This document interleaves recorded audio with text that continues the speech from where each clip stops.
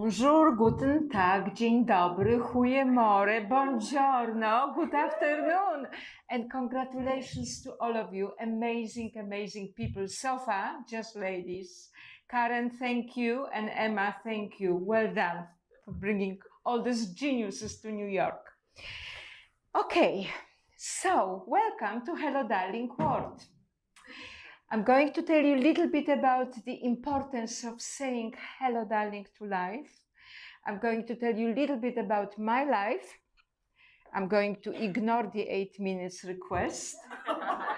And I'm going also to invite you to ignore something else in a moment. Through my journey as an actress, humanitarian, and host and producer of the Hello Darling talk show, I lived in many, many countries. I lived in Poland, I lived in Austria, I lived in Germany, I lived in France, I lived in South Africa, and now in Australia. My career and my private life took me around. Through my work, I have done incredible, in effect, sometimes insane things against any logic, and I always say, if you like it, I still don't recommend to do it at home, yeah?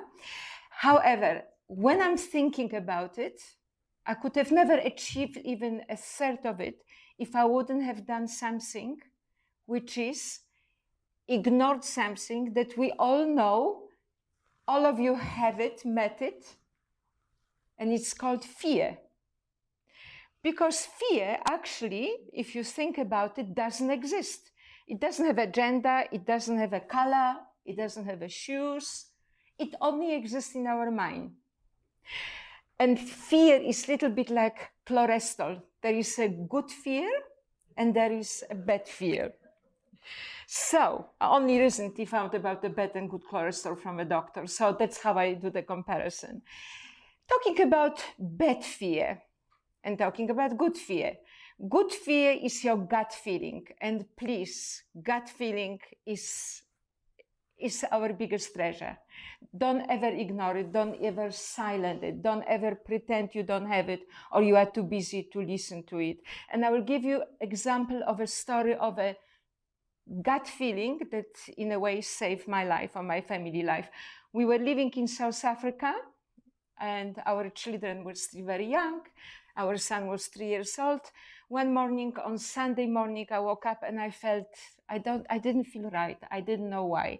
It was sunny day like today. My life was beautiful and I had this heavy gut feeling. And I said to my husband, darling, you know what? Let's go and have a lovely family lunch. We're going to go to a family restaurant. We went to a family restaurant in Johannesburg called Mike's Kitchen. And we're sitting there and my heavy gut feeling is still sitting there. Our son ran away on the grounds to play on jumping castle on the grounds of the restaurant. And I look out of the window to just look at these beautiful manicured gardens. And I have a vision. I have a vision of 2 men in trench coats with AK-47 crossing the grounds and coming towards the restaurant. I shake my head off. My husband says, are you okay? I go, I am. I was lying. I wasn't okay. I said after we finished the main course, darling, you know what? I feel like we should skip the dessert. I don't know why. On the way out, with a glimpse of my eye that I have chosen to ignore, I saw 2 men in a trench coat sitting behind our table. We left the restaurant at 2:30. At 3 o'clock on the news, we heard the Mike's Kitchen had a robbery. They were all at gunpoint. They have closed, they were locked, all guests were locked in a walk-in freezer, and the cash register was obviously emptied, and the possessions from the people were taken away. Nobody got shot. How amazing. That was my gut feeling. I will always remember for the rest of my life, and I will always listen to my gut feeling. Second story from my life, how I ignore fear and what did I achieve through this. I was living in Vienna as an actress and I got a phone call from a producer saying, Barbara, what are you doing on Friday night? And I go, well, it depends. Because I have this French director coming, he saw picture in an actor's guide, and he's looking for the leading part of a French girl in a movie that will open in 400 cinemas on 21st September, which happens to be my birthday. I go to the meeting, and the French director, looking like epitome of a French director, you know, check trousers, striped shirt, shaggy hair, round glasses. We were about 25 actors and actresses competing for the part. And his first question, he didn't know I'm Polish, because I'm born Polish, because my acting name is Barbara Nielsen. His first question is, parlez-vous français? Do you speak French? And my answer was, un peu. That's all I spoke in French.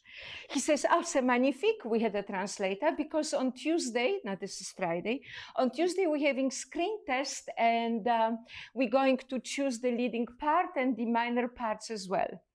Monday morning, I'm thinking, what am I going to do? Because I actually don't speak French, and I have 5 pages of a script in pure French. And I have an idea. I had a Golf convertible, and I'm going to go to French school and talk to the kids. Kids are brilliant. They don't have fear. And in this moment also. So I arrive in front of a French school when they have lunch break. I go, guys, which one of you speaks the best French? They go, Andrew, Andrew. I go, Andrew, how old are you? He says, I'm 13. I go, Andrew, you need to help me today. I have to do script. It's only 5 pages, you know, because tomorrow is screen test, and I have to deliver this part in French. And I know I'm the best for this part, which is true, I knew. In effect, when I was listening to the story of the director, I thought, if I don't get this part, I die. Because he was married to a Polish friend, to a Polish girl that friend asked him to do just to get a passport. It was green card story that the movie was actually based on this French movie called La fiancée qui venait de voir. Luckily for me, the mom of the boy was okay. When I called her, she says, no problem. I go, I will do his homework. I will give him dinner at 9 o'clock in the evening. Andrew said to me, Barbara, you're going to get it. I go, I know. Next day is a screen test. I delivered the part. And within 6 days, I was told officially I got the leading part in a French movie called La fiancée qui venait de voir. Where I'm coming with it. Obviously, this part took me to many other French parts in the movies. I moved to Paris. I lived in Paris because of this movie that did open in 400 cinemas on my birthday. If I had fear, if I would analyze that, I would have never done it, because logically, and I remember when we were already shooting the movie, the French crew was coming to me and speaking very fast French. French speak very fast. Est-ce que vous pourriez... I go, je suis désolé. I'm very sorry, I don't speak French. Ah, bien sûr, you parlez français. Of course you speak French. I go, that's just my part. It's just for a movie. I learned French. I speak now fluent French. I did many, many other movies. One of my guests on my show said to me, people that have fear, they have it because they analyze too much. It's called paralysis of analysis. So I just want you to remember this term, paralysis of analysis. If you start analyzing, nothing makes sense. In effect, if you think about it, the world doesn't make sense anymore. In effect, 2 + 2 doesn't make 4 anymore. Call a number. Anything is possible. Consequently, everything is possible. And people fear come from worrying about, parents worry about children. Children worry about the planet. Everybody worries about everything. And the life happens as it is. Completely different to what we're thinking. Now something on completely different note. So I covered the fear. Everybody here, all beautiful women, and congratulations to the 2.5 men in a room. Guys, you know what? I actually love men. Okay, and men love me very often. But I actually worry about men, and I tell you why. I'm making this a joke, but actually it's very, very serious. Listen to ourselves. Look at the women power. Look at the women movement. Look, everything is for women, about women, because of women. It's a women empowering world. Women found their voices. Women are conquering it. We came long ways in Spice Girls. And something is happening. It's actually happening to a certain degree on the expense of men. I'm going to quote you something I read in an incredible, clever magazine that I also used in my talk show.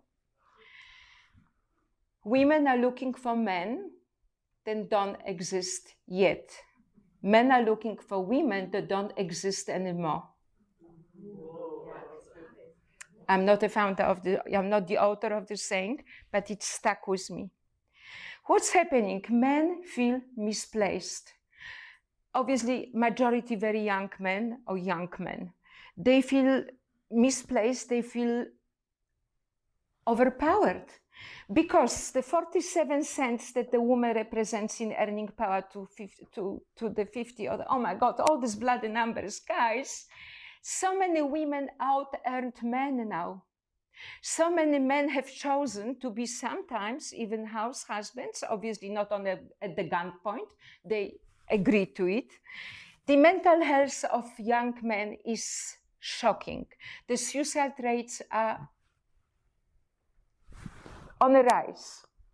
The drug use on top of it. And now I destroyed my sound, Josh? Yes?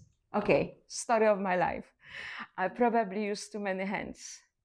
So what I'm going with it, that I think we should stop competing. Hey, let's embrace being feminine. I hear from so many women, I don't need a man in my life, you know, I can pay my own rent. I go, darling, is it about mortgage or is it about rent? What about love? Hey, what about partnership? Obviously, this is single items. But let's stop competing. Let's not build our empowerment on and dispower men as such. Let's embrace being different. Let's embrace complementing each other if it's possible. And I think that being feminine is a great thing to be. I don't know how you feel about it, but I think it should be a little bit more balance, because the world currently is moving in the huge direction of destruction. I did a post a couple of days ago. Is it better to be unrealistic optimism than pessimist? And the post got 500,000 views in 3 days. And where I'm coming to, in today's world, you have to think, you know what? I'm not looking back. I'm not asking why. I just go forward and I say, why not? So guys, say hello, darling, to life. Ignore freaking fear as much as you can. Because when you say hello, darling, to life, it will say hello, darling, back to you. I love to see you on my show. Thanks for watching and listening to me. Thank you.